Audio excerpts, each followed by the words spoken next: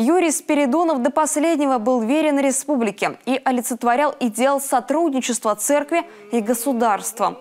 Таким мнением в рамках памятных дней по первому главе республики поделился владыка Петерим. На Краснозатонском кладбище он совершил траурную панихиду. Спиридонова нет уже 10 лет. Мне очень приятно, что в жизни мы встретились.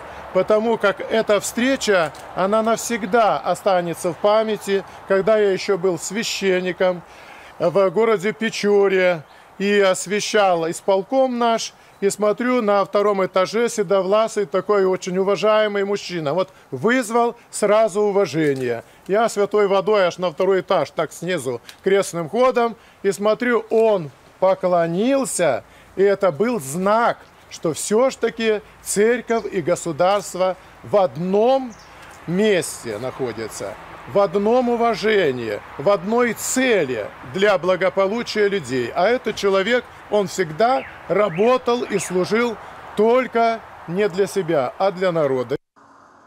Архиепископ напомнил, что это при Спиридонове возвели Свято-Стефановский кафедральный собор, крупнейший в стране храм. Между прочим, второй по величине после храма Христа Спасителя в Москве. При нем же было подписано первое в России региональное государственно-церковное соглашение о сотрудничестве.